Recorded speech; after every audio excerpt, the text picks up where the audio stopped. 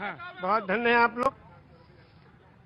मानस की एक चौपाई है, बिन पग चले सुने, बिन काना कर, बिन करे करम विद नाना, आनंद ही सकल बस होगी, बिन वाणी वक्ता बड़ जोगी।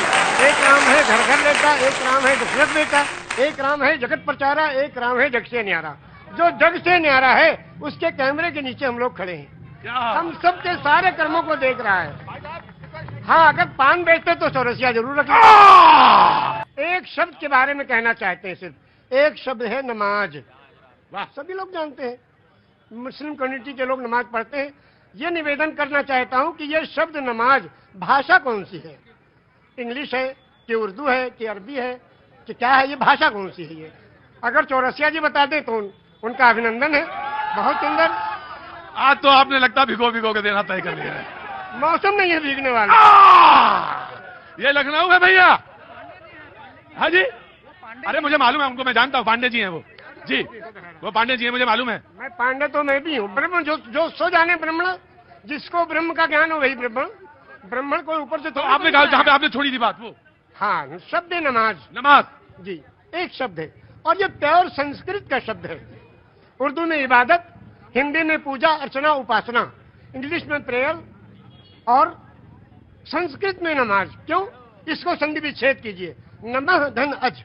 नमः नमन करना, प्रणाम करना, दंडवत करना, सजदा करना, झुक जाना, समर्पण हो जाना, समर्पित कर देना, जय जयकार करना, चरणों में पड़ जाना, धाराशाही होना, नतमस्तक होना, सरेंडर हो जाना। इसको उस प्रभु के चरणों में कंप्यूटर को रख देना कि हे प्रभु तू ही सबसे बड़ा है और तूने इस मनुष्य को बनाया है, इसका आविष्कारक तू ही है, तेरे चरणों में हम समर्पित हैं, इसलिए आज अनमा को नमन करना।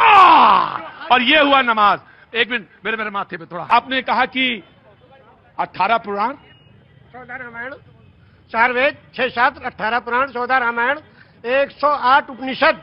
जब बैनर लगते हैं दुर्गा जी के महोत्सव का, लिखते हैं श्री श्री श्री 108 दुर्गा महोत्सव। अब 108 के बारे में लोग नहीं जानते। 108 वो छोटे छोटे कोटेशंस हैं जो जीवन यापन करने के लिए उस प्रभु ने भेजे हैं। वो 108 पूर्णांक भी है, लेकिन आपने कहा 18 पुराण के नाम आपको पता है और वेद भी पता है, सब पता है। ऊपर वाले की कृपा है, ये लोगों की सेवा की तो ये मिला है। ज्ञान तो किसी के बाप का है नहीं, जो ग्रहण करना चाहे ले ले। पांव बुजुर्गों के दावे हैं तो ये हुनर आया है। बेशक सही कहा आपने। मैंने सही कहा शायद। तो क्या 18 पुराण कौन कौन से?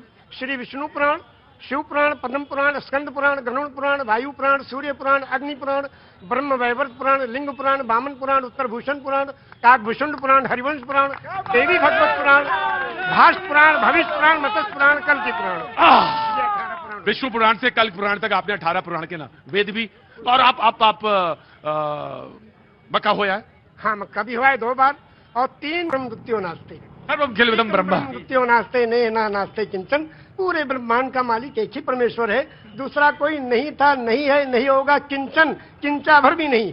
एकम एवं अद्वितीयम, वो प्रभु अकेला है, कोई दूसरा उसका भागीदार नहीं। तो जब आप रामचरितमानस में आए तो फिर क्या अच्छा लगा? अब रामचरितमानस की 1-2 कड़ियां आपको सुनाएंगे उर्दू में। हाँ। ये लिखा है पंडित ब्रिज नारायण चकबस्त लखनवी ने। जी बिल्कुल, बड़ा नाम है। हाँ। नारायण चकबस्त लखनवी। वो लिखते हैं मर्यादा पुरुषोत्तम श्री रामचंद्र जी की जीवनी में कि रुखसत हुआ वो बाप से लेकर खुदा का नाम। रुखसत हुआ वो बाप से लेकर खुदा का नाम, और राहे वफा की मंजिलें अव्वल हुई तमाम। जब जाने लगे मर्यादा पुरुषोत्तम पिता के त्रिवसन को पूरा करने के लिए, तो पिता से जाके आज्ञा लेते हैं, पिताजी अब हम आपके आज्ञा का पालन करने जा रहे हैं, और माता को जो आपने, सौतेली माता को जो आपने वचन दिया उसको पूरा करने जा रहे हैं, आपका आखिरी दर्शन करने आए हैं। तो उस वक्त का दर्शन वो लिखते हैं कि रुखसत हुआ वो बाप से लेकर खुदा का नाम, और राहे वफा की मंजिलें अव्वल हुई तमाम। पहली मंजिल खत्म हुई और बाप से आज्ञा लेके और वनवास के लिए जा रहे हैं। और जब माता जी के पास गए तो उनसे जब पूछना चाहा तो उसमें लिखते हैं कि माता कौशल्या जी सिर्फ देखती रही, और जब उससे पूछा, उनसे इजाजत ली, तो कहने लगी कि मैं खुश हूं, फूंक दे कोई इस तख्त ताज को, और तुम ही नहीं तो आग लगाऊंगी राज को।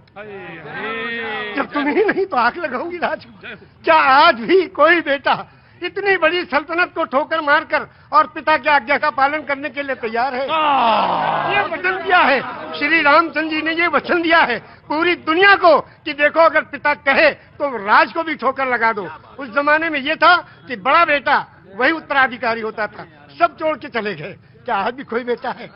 तो इस राम की जीवनी से ये सबक लेना चाहिए। आचार्य जी आपने तो आचार्य अब बिल्कुल अब इसके आगे अब आप हमसे क्या कहवाएंगे? बस इतना ही है। ऐसे दोनों आंखों सच में यह है कि दोनों आंखों से जलधार बह रही है। और शायद निषाद राज ने भगवान के जब चरण पखारे होंगे तो शायद यही रहा होगा दृश्य। निषाद राज ने यही पूछा हाँ, जब गए हाँ, जो उत्तराधिकारी हुए थे हाँ। और तलाश करते गए, निषाद राज ने पूछा प्रभु आप कहाँ? हाँ। कहने के अपने भाई को ढूंढने।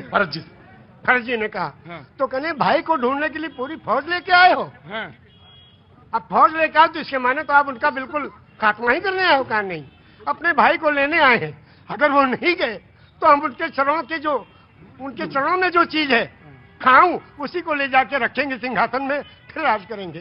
क्योंकि रामचरितमानस की कौन सा पंक्ति आपको सबसे मन को भाती है? सबसे ज्यादा तो यही भाती है कि बिन पग चले सुने बिन काना, कर बिन करे कर्म बिन नाना, आनंद ही सकल रस होगी, बिन मारी वक्ता बढ़ जोगी। एक राम है घर घर लेटा, एक राम है दशरथ बेटा, और एक राम है जगत प्रचारा, एक राम है जग से न्यारा। और उस राम को कब याद करते हैं? उस राम को याद करते हैं जब अर्थी उठाई जाती है। क्या कहते हैं? राम सत्य है। क्या मतलब? मर्यादा पुरुषोत्तम श्री रामचंद्र की जो पूजा अर्चना उपासना करते थे, जिस राम की वही राम सत्य है। राम सत्य है, राम नाम सत्य है, हरि का नाम सत्य है, और सत्य बोलो मुक्ति है। वो कौन सी सच्चाई है जिसमें मुक्ति और कल्याण छुपा है? उसको जो जान ले उसका जीवन सफल है। ये जीवन प्रभु ने दिया है, जीवन दिया है सुंदर बनाने के लिए। ये जीवन इसलिए नहीं दिया कि व्यर्थ कर ले। हाय दिल्ली की तरफ बारे में सुनाएंगे हम।